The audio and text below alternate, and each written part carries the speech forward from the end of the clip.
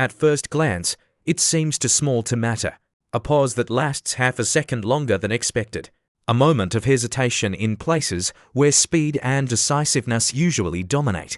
Yet for many newcomers, this subtle Canadian habit becomes one of the earliest signals that daily life here follows a different internal rhythm. In public spaces, conversations rarely collide. People wait, even when there is no obvious reason to do so. At doors, at counters, at crosswalks where the light has already changed, an unspoken rule seems to apply.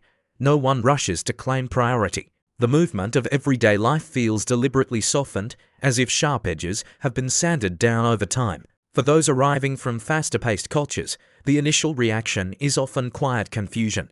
Nothing is technically wrong, yet something feels unexpectedly slower, more careful, almost restrained. This habit reveals itself most clearly in speech. Canadians tend to leave small pockets of silence in conversation, brief spaces where no one immediately fills the gap. Interruptions are rare, even when opinions differ. The absence of verbal overlap can feel unnatural to newcomers used to conversational competition, where talking over one another signals engagement rather than disrespect. Here, restraint communicates attentiveness. Speaking less is not seen as a lack of confidence, but as a sign of consideration. The emotional atmosphere shaped by this behavior is noticeably calm. Conflict does not disappear, but it is often diffused before it fully forms. Disagreements are softened by careful phrasing, indirect language, and an almost instinctive avoidance of emotional escalation. This does not mean opinions are weak or convictions shallow. Instead, they are delivered quietly, wrapped in politeness that functions as a social buffer. In everyday routines, the habit repeats itself in small, almost invisible ways. People line up without complaint. They apologize reflexively, even when no fault is clear. They allow others to go first, even when doing so creates minor inconvenience. For newcomers, these gestures can initially feel excessive or performative. Over time, they begin to register as part of a larger system designed to reduce friction in shared spaces. What surprises many is how deeply ingrained this habit is. It is not taught explicitly, nor enforced by rules. Children absorb it early, watching adults navigate public life with quiet courtesy. By adulthood, it becomes automatic, something enacted without conscious thought. This collective restraint shapes the tone of cities and towns alike, influencing how strangers interact and how communities hold together. As newcomers continue to observe, it becomes clear that this small habit is less about manners and more about emotional risk management. By slowing interactions and lowering their intensity, Canadians reduce the chances of confrontation. The result is a social environment that feels safe, if sometimes emotionally distant. And this realization marks only the beginning of a deeper cultural adjustment. As time passes, many newcomers begin to notice how this habit subtly reshapes expectations around connection. Warmth exists, but it is carefully paced.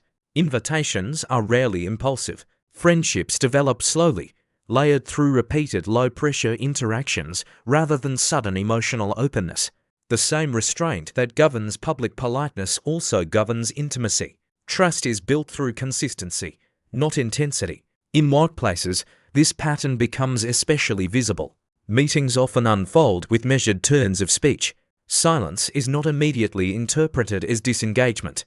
Decisions may take longer, shaped by consultation and an unspoken desire to avoid imposing too strongly on others. For those accustomed to assertive environments, this can initially read as indecision.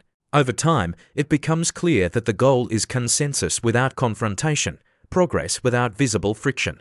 This habit also affects how discomfort is expressed. Canadians are unlikely to voice dissatisfaction directly, especially in shared or public settings. Instead, unease surfaces indirectly through softened language or delayed responses. Newcomers may miss these signals entirely, mistaking politeness for approval. Only later does the realization emerge that emotional clarity is often conveyed quietly, requiring close attention to tone rather than words alone. Public kindness, too, carries this restrained quality. Help is offered gently, without drawing attention to itself. Acts of consideration are designed to preserve dignity on both sides. There is little expectation of gratitude beyond a brief acknowledgement. The exchange is meant to pass without emotional weight, reinforcing the idea that courtesy is not a performance, but a baseline. Seasonal life further amplifies this behavior. Long winters encourage emotional self-regulation and patience. Shared hardship is met not with dramatic expression, but with mutual understanding conveyed through small gestures. A nod, a held door, an extra moment of waiting become signals of solidarity. In these moments, restraint functions not as distance, but as quiet companionship.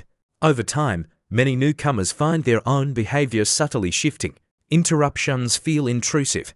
Large certainty begins to feel unnecessary. Pausing before speaking becomes instinctive rather than forced. The habit slowly rewires social reflexes, encouraging observation over reaction. What once felt like emotional coolness reveals itself as a different form of care, one that prioritizes stability over intensity. This transformation does not happen suddenly. It unfolds through repetition, through countless small encounters that reinforce the same pattern. And as this habit becomes familiar, newcomers begin to understand that beneath the calm surface lies a deeply intentional social design, one that values harmony even when it comes at the cost of emotional immediacy. Eventually, the significance of this small habit becomes clearer in moments of quiet contrast, especially when tension enters the scene. Disagreements rarely escalate into open conflict. Instead, they dissolve through distance, softened exits, and polite disengagement. Emotional boundaries are respected almost automatically. The cultural instinct favors preserving social balance over releasing frustration, even when that restraint carries an internal cost. For many newcomers, this creates a subtle duality in daily life. The environment feels stable, orderly, and emotionally safe, yet also slightly guarded.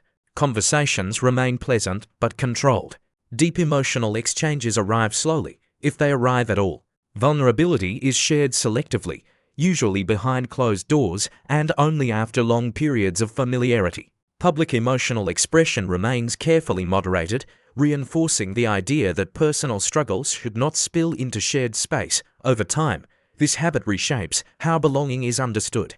Acceptance is not communicated through loud affirmation, rapid intimacy, or dramatic gestures. It appears through reliability instead. Being remembered, being greeted consistently, being included in routines rather than confessions. These understated signals are easy to overlook at first, but they form the foundation of Canadian social trust. What surprises many is how effective this system is at maintaining cohesion across diverse communities. Cities function smoothly. Public spaces feel predictable and low in tension. Differences coexist without constant friction. The absence of emotional extremes creates an atmosphere where misunderstandings are less likely to escalate. At the same time, this emotional moderation produces a certain opacity. Much remains unspoken, suspended beneath the surface in the name of harmony. As newcomers continue to adapt, subtle internal shifts often occur. Some gradually absorb the habit, discovering comfort in its calm rhythm and emotional predictability. Others retain their original expressiveness, learning instead when to soften it and when to hold back. In both cases, the adjustment brings a deeper awareness of how culture quietly shapes behavior at the most basic level. Small interactions begin to feel different. Pauses gain meaning. Silence no longer signals awkwardness but respect. Restraint begins to register not as emotional distance, but as a form of social care. The habit teaches patience, observation, and a sensitivity to the emotional boundaries of others. In the end, this small Canadian habit reveals itself as something larger than politeness. It functions as an emotional architecture, structuring daily life to prioritize collective ease over individual urgency. It shapes how people move through shared spaces, how conflict is avoided, and how trust is built slowly over time. And for those who come to understand it, the surprise fades into recognition that sometimes the clearest expression of a culture lies not in what is spoken loudly, but in what is consistently, deliberately held back.